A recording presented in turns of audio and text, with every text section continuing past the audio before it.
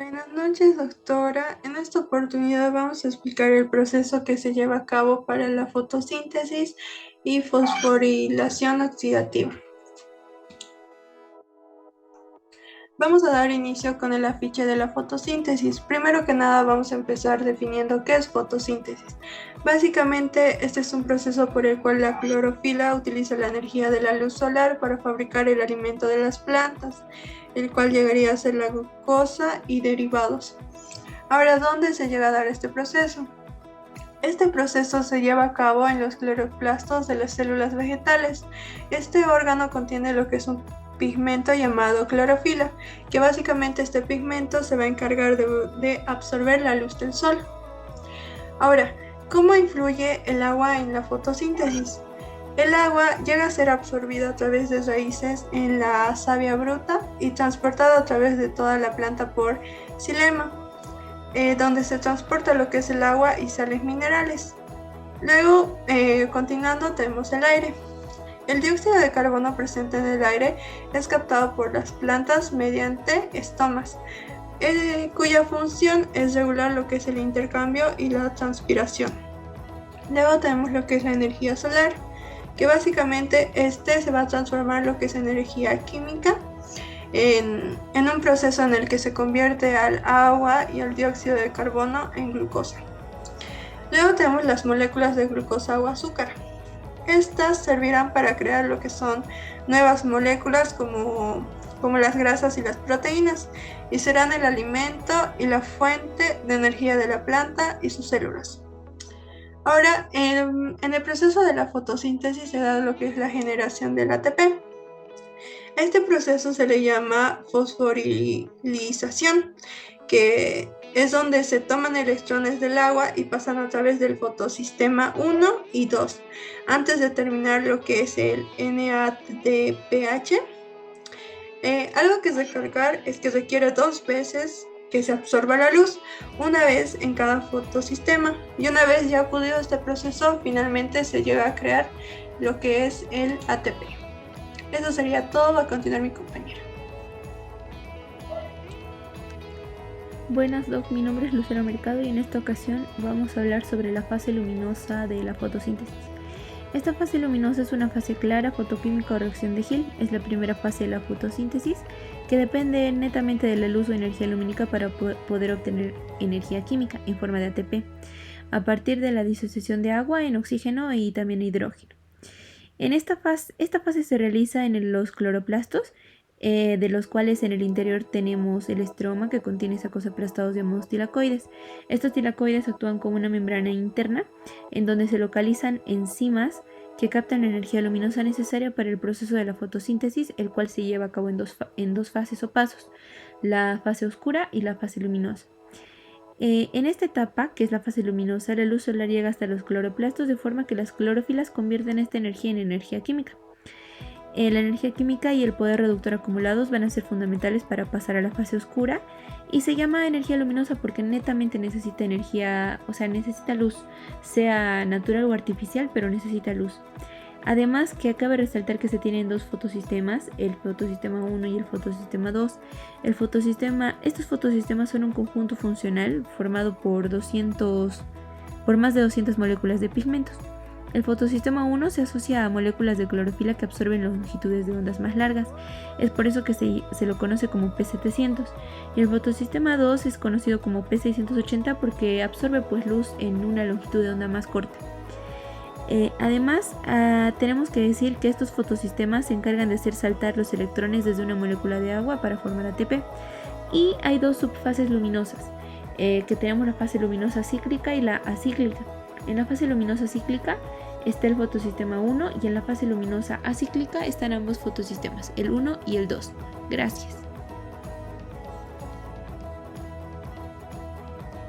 Buenas tardes, doctora. Mi nombre es Flora Arellana y yo les voy a hablar de la fase oscura.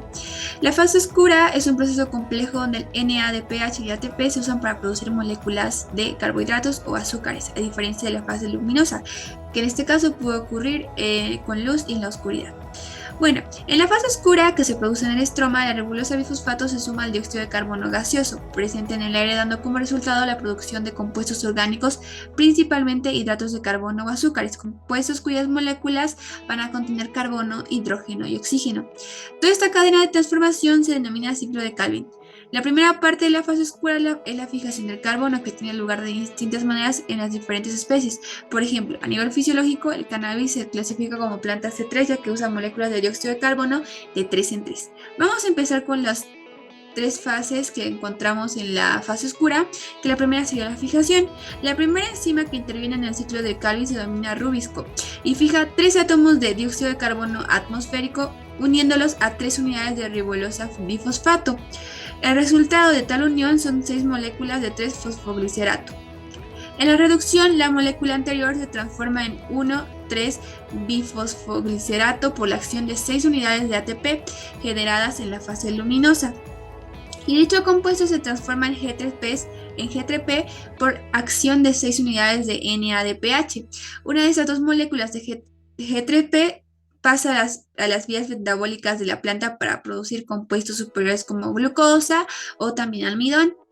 En la regeneración, finalmente la adición de fósforo mediante 3 ATPs acaba generando una nueva molécula de ribosa 1,5 bifosfato que desencadenará el proceso de nuevo.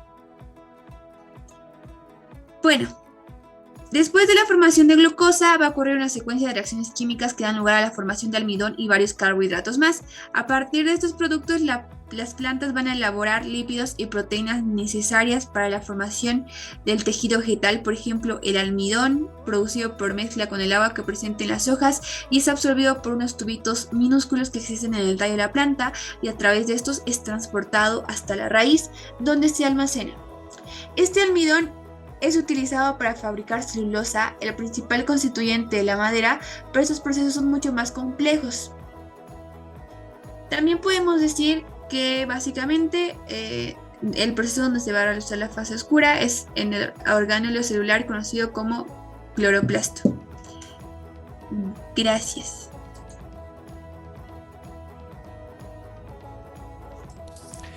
¿Cómo está, Doc? Muy buenas noches. En este caso vamos a empezar a explicar el tema de lo que es fosforilación oxidativa, en el cual podemos decir que la fosforilación es la adición de un grupo fosfato a cualquier otra molécula, el cual su papel predominante en la bioquímica se convierte muy importante, ya que este es un objeto dentro de la investigación, sobre todo de la fosforilación de proteínas y de fructosa, el cual esta es una reacción opuesta a lo que es la fosfotación.